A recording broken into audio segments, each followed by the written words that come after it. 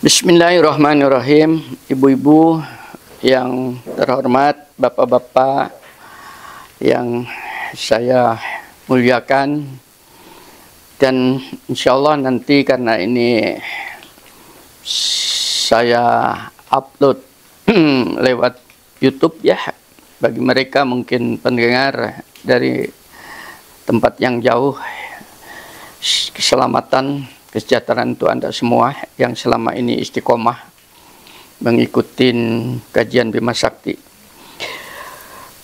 Kali ini karena kita sudah sama-sama tua ya, yang hadirkan di sini nggak ada anak muda lagi nih. Saya alhamdulillah ya, alhamdulillah itu bahwa bapak-bapak, ibu-ibu masih dipercaya oleh Allah. Sungguh ini kepercayaan oleh Allah. Salah satunya dikasih usia. Itu kepercayaan yang bukan main ya. Yang kedua dikasih kesehatan. Itu yang ketiga menyangkut masalah hati, dikasih kesempatan untuk bersilaturahim. Itu tidak gampang ya. Nah, pagi ini saya ingin mencoba untuk memberikan bukan ceramah saya, tapi kontribusi ide, gitu lebih enak ya. Ide yang saya punyain, yang saya unduh dari Al-Quran dan pengalaman hidup ini mudah-mudahan bisa tertular kepada Anda semua ya. Itu tadi. Hidup ini sebetulnya enak doh, sungguhan. Tadi dari Sidoarjo ke sini jalannya kan lancar ya, jalan kan enak. Dibandingkan dulu kan, berapa jam dulu saya ke Sidoarjo lewat bahkan lewat kampung itu ya. Sekarang sudah enak. Jadi prinsipnya itu, apalagi ke Jakarta juga sudah enak ya. Jalan tol sudah ada di mana-mana. Prinsipnya kalau kita itu bisa menempatkan diri. Semakin tua itu kan semakin ke sini makin tua ya, bukan makin tidak enak, makin enak Bu. Harusnya begitu gitu ya. Nah, untuk menempatkan diri itu yang dinamakan nanti dalam uraian saya akan menoto 3 hal. Menoto itu bahasa Jawa ya, menata ya, menempatkan 3 hal khusus untuk ibu-ibu dan bapak-bapak, yang ketiga hal ini sudah diberikan kepada Anda semua ya, siapa saja itu ada pada siapa saja itu 3 hal itu. Jadi tidak melihat orangnya beriman atau tidak beriman, 3 hal itu ada ya.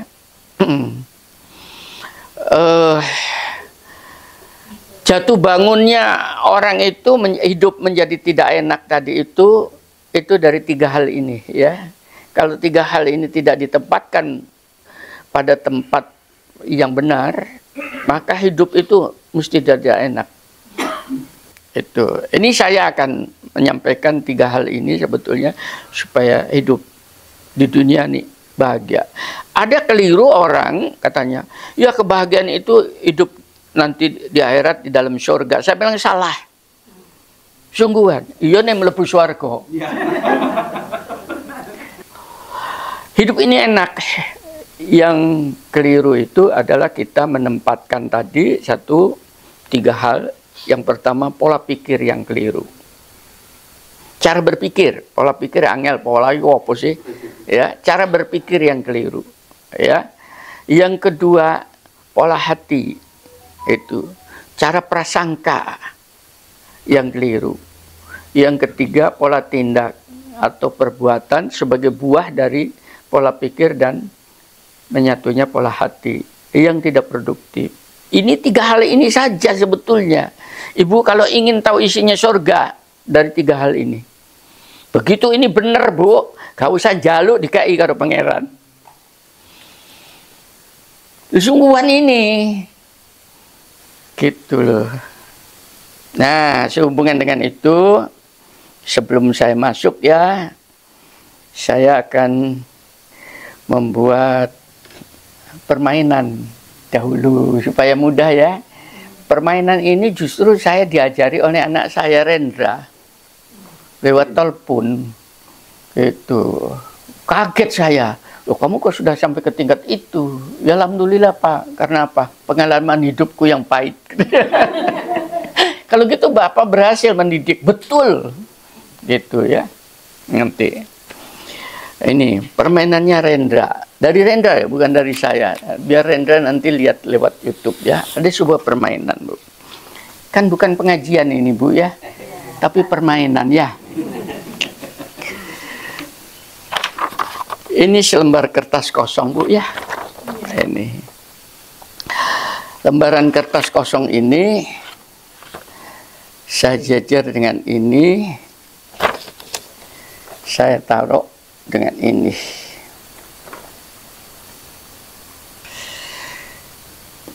Nah, ini ada kacamata.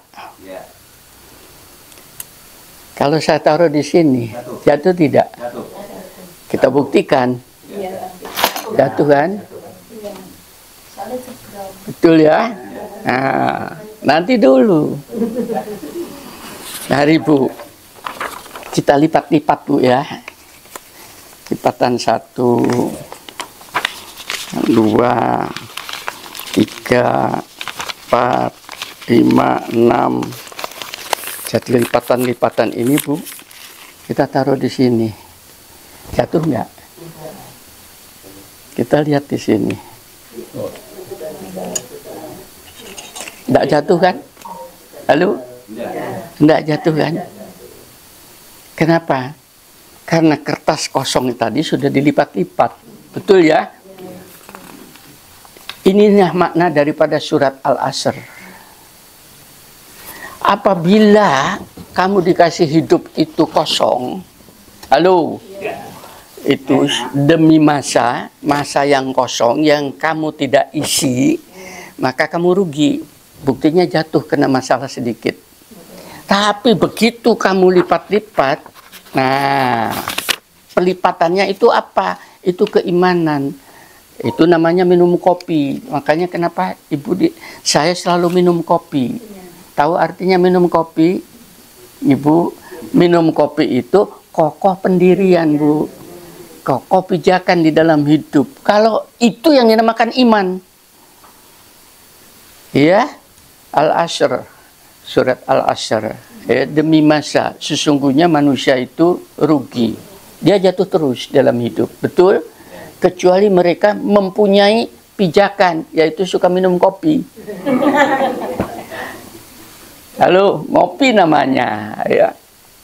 Genggam pendiriannya itu, punya pijakan, itu namanya iman.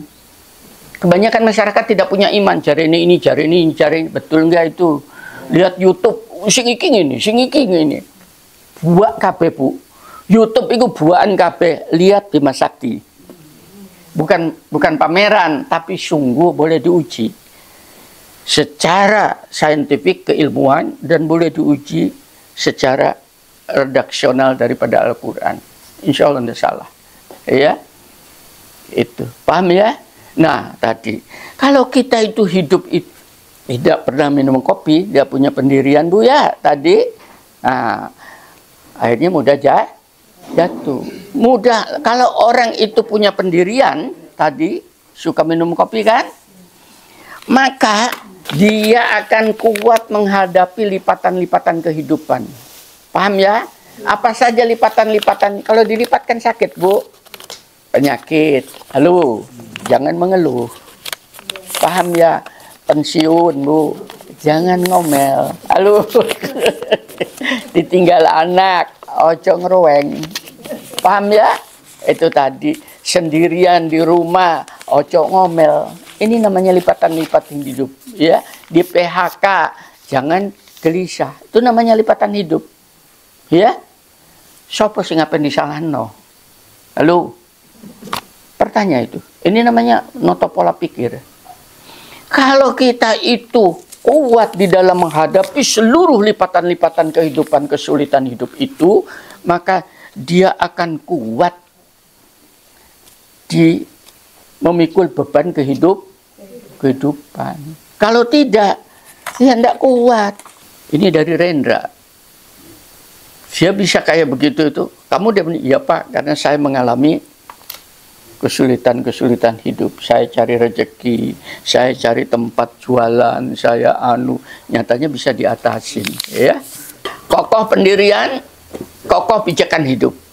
Ya, kita belajar tentang olah pikir, olah hati, dan olah tindak. Ibu-ibu, bapak-bapak, olah pikir itu dalam bahasa Inggrisnya disebut sebagai mindset. Ya, jadi setting pemikiran yang keliru itu ya. Kita sering sekali kan salah ya, pola pikirnya itu lewat apa? Kita tahu yang masuk ke dalam otak kita itu melalui alat namanya panca indera, gitu. Apa pendengaran, apa penglihatan, penciuman, dan seterusnya ya, itu tadi. Nah, itu tidak boleh begitu ibu mendengar sesuatu disimpulkan sebagai sebuah kebenaran. Jangankan hanya itu, ibu mendengar tentang firman Allah itu sendiri, halo, kan mesti benar ya? Ya. Tapi tidak bisa ibu kan, ya wis benar jadi pangeran, tidak. Tapi harus dipikir, gitu ya. Qurannya begitu, bukan hanya tapi dipikirkan, dianalisis. Makanya kajian tuh di situ, makna daripada kajian itu di situ. Dan ini diperingatkan oleh Allah itu sendiri. Ini saya bacakan salah satu ayat ya dalam surat Al-Hujurat, surat 49 ayat ke-6 itu. Wahai orang-orang yang beriman, jika seorang fasik datang kepadamu membawa sebuah berita, kan berita lewat telinga ya, itu pendengaran, maka telitilah kebenarannya, jangan mendengar jari ini. Paham ya? Teliti. Agar kamu tidak mencelakakan suatu kaum karena kebodohannya, yang akhirnya kamu menyesali atas perbuatan kamu itu. Sampai begitu Qur'annya, membimbing. Isinya Qur'an itu yang beginian ini, Bu. Bukan selawatan, bukan dungo, petunjuk. Ini untuk apa? Untuk menempatkan pola pikir. Asbabul nuzul daripada ayat ini, karena zaman Nabi itu ada suatu penduduk desa itu minta didatangkan utusan-utusan untuk mengajarin gitu loh ya, para mubaliknya. Nah, ada dikirim beberapa, tengah jalan kembali karena penduduk desa itu pada keluar gitu loh, dikiranya mau nyerang gitu loh ya. Karena kejadian sudah pernah terjadi sampai ke Nabi itu, sehingga Nabi itu menyiapkan pasukan. Paham ya? Turun ayat ini. Bayangkan itu. Teliti dulu. Ternyata penduduk desa itu bukan ingin menyerang, tapi menyambut. Halo, kan lain. Wah, itu utusan-utusan Rasul kita sambut ya ke Gapuro, kan begitu. Maksudnya mau diarak gitu ya. Sudah misunderstand, salah paham ya. Kita di dalam hidup kan banyak yang kayak begini ya. Itu tadi. Belum mendengarkan apa yang saya ceramahkan. Apa Bima Sakti? Oh, mesti sesatnya. Nanti dulu. Kalau ini sesat endi? Saya terangkan Qurannya. Kan Quran ini. Berarti Anda menyesatkan Quran. Paham ya? Saya terangkan ureannya. Asbabul nuzulnya saya sampaikan. Ya, kan ilmu sendiri itu. Ureannya secara sosial saya sampaikan. Itu namanya ilmu sosial. Jangan mudah kita kemudian bertengkar. Kesulitan apapun di dalam hidup itu jangan dianggap sebagai ancaman. Akan tetapi sebagai tantangan perjuangan. Tadi saya memberikan contoh kepada anak saya, nyatanya bisa, ya, gitu tadi. Nah, kemudahan apapun yang dikasihkan oleh Allah kepada kita itu juga jangan dianggap sebuah kehebatan, paham ya? Tapi itu sebuah kepercayaan daripada ilahi untuk dipertanggungjawabkan. Kehidupan ini bukan siksaan, ya, tapi kemuliaan untuk dipelihara. Apa pemeliharaan kehidupan? Pemeliharaannya tadi fisik kita, ya. Tolong kondisinya, kesehatannya dijaga. Itu tadi. Pekerjaan yang kita lakukan itu bukan beban, tapi sebuah amanah. Ya, makanya jangan mengeluh. Kesel. Baru pulang, kesel. Nah, mengeluh. Siapa yang nyuruh kerja? Ya. Tapi itu sebuah tempat rekreasi. Pengetahuan itu harusnya ini yang ada keliru, mencari pengetahuan. Pengetahuan itu diberi sebetulnya, bukan dicari, tapi diberi. Kitanya saja, maaf ya sedikit kasar, yang blow on. Diberi pengetahuan selalu kita tolak. Di mana letak penolakannya? Belum selesai. Kamu sudah tahu ini? Iya, saya sudah tahu. Lah, itu. Padahal belum dengar. Paham ya? Itu. Sebetulnya kenapa Nabi Muhammad banyak diperangi oleh paman-pamannya? Karena pamannya itu tidak mendengarkan. Aku akan menyampaikan ini kepada engkau, gitu. Ya. Belum apa? Enggak, aku nggak percaya. Coba didengarkan dulu, mesti tersentuh hatinya. Paham ya? Ini kerasnya kepala di sini, Pak. Setiap hari, Bu, Bapak kita itu dibombardemen dengan pengetahuan. Datang tanpa kita cari. Iya? Kan dia percaya. Bu, ayam berkokok tuh jam berapa, Bu? Pada waktu subuh kan? Dan dia tidak pernah meleset. Beker hidup itu namanya. Itu pengetahuan. Pertanyaan saya, kenapa ayam kok tahu jam? Padahal dia tidak tahu angka. Halo? Fitrah. Karena terjadi pergantian, namanya itu sinar. Ya. Sinar violet, ultraviolet keluar. Respon dia. Duh, coba. Apa bukan pengetahuan itu? Halo? Dikasih. Tapi enggak berisik ayam itu ya. Si anak-anak turu berisik. Materi tadi bukan kebanggaan. Ya, tapi bagaimana kita memanfaatkan untuk apa semua itu tadi.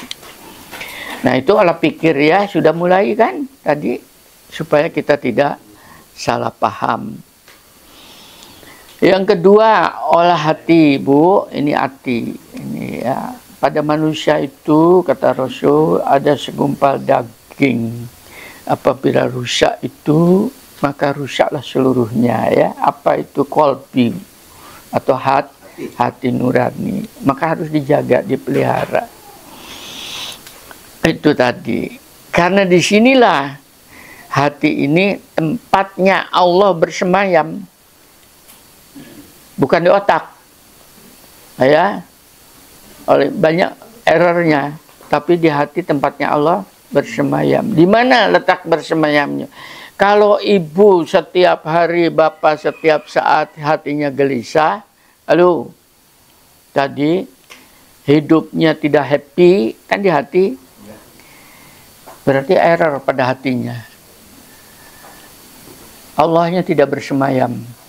Yang bersemayam diisi oleh setan, bisikan-bisikan, murang-muring. Itu janji Allah. Kalau kamu beriman kepada diriku, katanya, dan tetap istiqomah, itu Quran ya, bukan saya yang bicara loh. Ya, maka kamu tidak akan pernah merasa sedih dan kamu tidak akan merasa takut. Disinilah Allah katanya, Allah lah yang menurunkan ketenangan ke dalam rongga dada hati manusia itu karena dia meyakinin tentang keilahian. Itu namanya sakinah ya.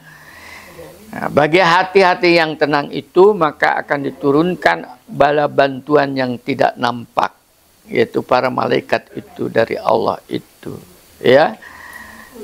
Nah, kalau hatinya gelisah, panas, bala bantuannya setan kanan kiri membisikkan, ya. Kita tidak seperti tua kita itu, jangan sampai seperti itu. Oke, itu olah hati. Nah, untuk olah hati, Bu, banyak itu. Kadang-kadang Allah itu menggunakan bahasa sindiran, bahasa perumpamaan itu. Kalau kita disindir orang gitu, ya, jangan diterima sebagai sebuah kebencian, ya, tapi sebuah pengetahuan. Gitu saja. Quran itu sebetulnya tidak ada perintah itu. Perintah Tuhan itu keliru, ya. Tuhan tidak pernah memerintahkan. Sungguhan. Kalau Allah memerintahkan, Bu, begitu tidak jalan langsung binasa. Halo, karena perintahnya Allah itu adalah sebuah kepastian. Halo. Itu. Oleh karena itu, jangan kita terima sholat itu sebagai perintah Allah, seperti sekarang haji, ya, diterima perintah Allah karena itu sebuah kewajiban. Itu pola pikir yang salah dan pola hati yang keliru. Paham, ya? Baik sholat maupun haji itu adalah sebuah kebutuhan. Sholat itu kebutuhan agar supaya kita bisa diskusi dengan Allah setiap saat. Haji itu adalah sebuah kebutuhan agar supaya kita, rohani kita itu bisa terobati rindu kepada ilahinya. Paham, ya? Tapi ibadah itu adalah kemuliaan, kehormatan pada kita, ya. Kesana kan lain. Makanya jangan mencari pahala, Bu. Kalau Anda mencari pahala, Anda tidak tahu diri. Nah, atas dasar olah pikir dan olah hati itu, maka hatinya yang sehat, pikiran yang sehat, hatinya yang bersih tadi, yang sudah terbersihkan itu, pasti Ibu akan bisa menyalurkan kepada perbuatan, menghasilkan perbuatan yang produktif. Nah, apapun olah pikir dan olah hati kita berbuat. Perbuatan kita itu dalam pengertian Islam itu adanya ijtihad, Bu. Ya, ikhtiar kita. Sudah di dalam YouTube saya yang lalu sudah keluar, ya. Itu tadi. Saya bongkar betul. Namanya ijtihad. Ijtihad itu, Bu, kalau salah dia tetap mendapatkan reward dari Allah 1. Kalau benar 2. Gitu. Ada keuntungan dari hasil ijtihadnya itu, ya.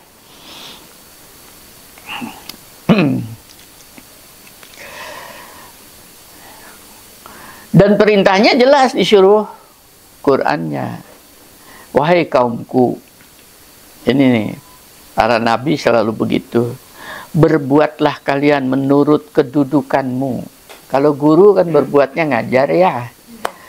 Petani ya ke sawah. Pedagang ke pasar. Karena aku pun berbuat demikian. Nabi pun berbuat, memberikan contoh keteladanan. Kelak kamu akan mengetahui siapakah yang akan memperoleh tempat terbaik di akhirat. Sesungguhnya orang-orang zalim tidak akan beruntung. Lah, kalau kita tidak berbuat termasuk orang zalim.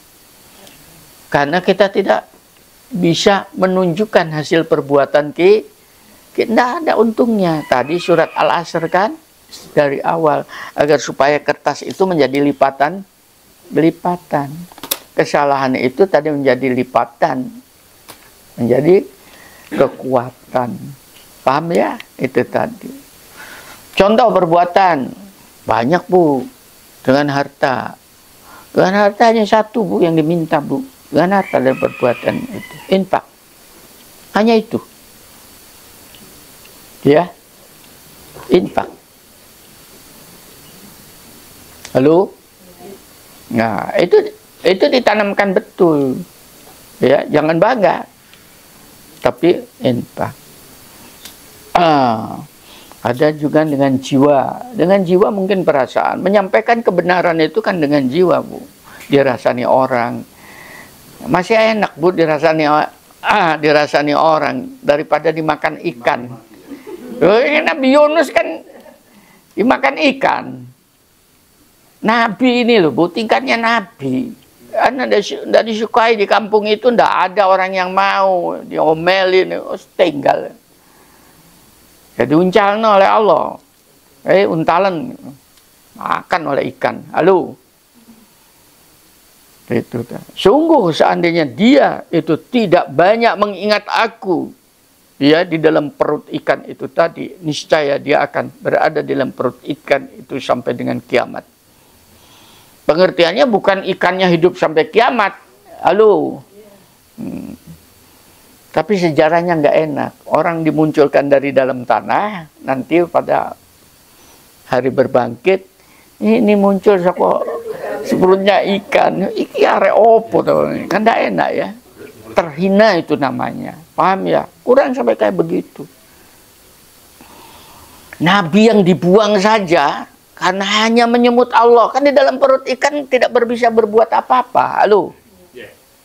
Kecuali berzikir kepada Allah. Mohon ampun berzikir. Berarti itu adalah sebuah peluang untuk Anda semua. Siapapun. Ojo dipikiri masalahnya. Ono sing ngurusi. Pak Rizal. Ilmu Anda dapat. Jangan untuk kebanggaan. Tapi untuk diamalkan. Pak Ika itu kenapa getol kayak begini ini? Karena saya takut ditanya oleh Allah. Dengan ilmu yang digerojokkan ke saya. Bapak Ibu, sungguhan. Saya digari pengetahuan. Dikasih Allah pengetahuan itu tidak terputus. Sampai kadang-kadang mau tidur. Halo? Saya mau tidur gitu. Tak, akhirnya jadi YouTube. Kalau tidak saya buat YouTube, hilang, Bu. Saya akan ditanya. Seperti ini tadi, saya menyampaikan ini tadi. Saya besok apa? Habis subuhan. Jadi pengetahuan kan? Oh iya. Sekarang tantangan saya, iso tak kayak gitu itu. Bukan kita, tapi digerojok Allah. Sungguh kan? Subuh kayak begitu, bangun subuhan, sedikit tek, apa yang saya katakan, hanya kata-kata sampai yang hijau gitu.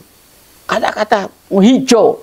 Saya dikasih pengetahuan oleh Allah untuk bisa menerangkan hijau menjadi YouTube. Halo. Ya. Saya bukan menyombongkan, tapi saya membuktikan.